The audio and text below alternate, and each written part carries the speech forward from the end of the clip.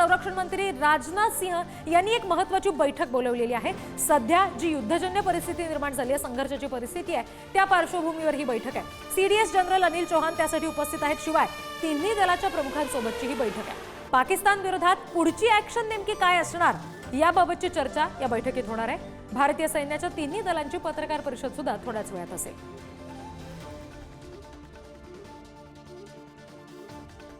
आणखी तपशील आपण घेणार आहोत। प्रतिनिधी शिवाजी काळे आपल्याशी जोडले जातात, त्यांच्याकडून आपण आणखी माहिती घेणार आहोत। शिवाजी, आत्ताच्या क्षणाला पाकिस्तानची कुठली नवी कुरघोडी समोर येते का? भारतीय जवानांनी त्याला कसं प्रत्युत्तर दिलं? भारतीय जवानांनी रात्री जे प्रत्युत्तर पाकिस्तानला दिलेलं आहे त्यातून पाकिस्तान सावरतो की काय, सावरतेल की नाही असा प्रश्न या निमित्ताने उपस्थित होतो। कारण पाकिस्तानला हे सगळं माहिती आहे, त्यांना थांबवायचं देखील आहे आणि ते अमेरिकेला मध्यस्थी करण्याचा प्रयत्न देखील करत होते।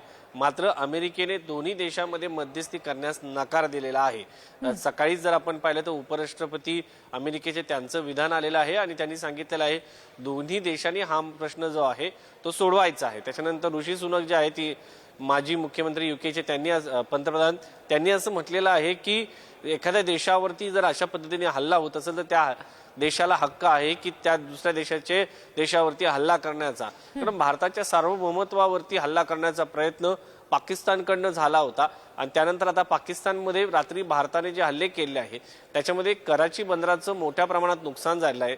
इस्लामाबादमध्ये देखील भारताने हल्ले केल्याचं समजतंय।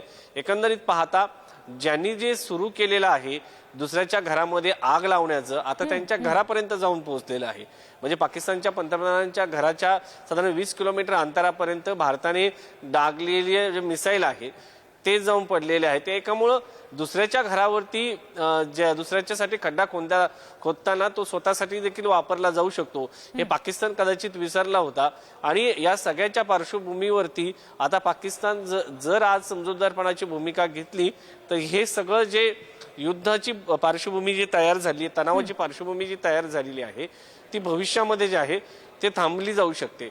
मात्र सध्या तरी आता आपण जर पाहिलं तर ये चिंगारी का खेल जो है वो बुरा होता है, अटल बिहारी वाजपेयी यांनी जे म्हटलेलं आहे ते पाकिस्तानला अद्यापर्यंत कळालं नव्हतं। आता नरेंद्र मोदी सरकारने चिंगारी का खेल कितना बुरा होता है हे त्यांना दाखवून दिलेलं आहे।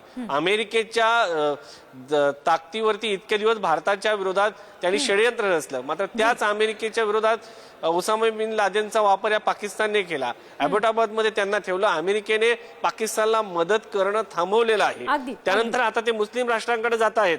भगवान की दया पे दे दो असं म्हणतात की आता पाकिस्तानला बाकी कुठल्या गोष्टी शक्य नसल्यामुळे मध्यस्थीचा पर्याय वापरता येतोय का, हा प्रयत्न त्यांच्याकडून सुरू आहे। या संदर्भात आणखी तपशील तुमच्याकडून घेऊ शिवाजी, तुम्ही आमच्याशी असेच जोडलेले राहा।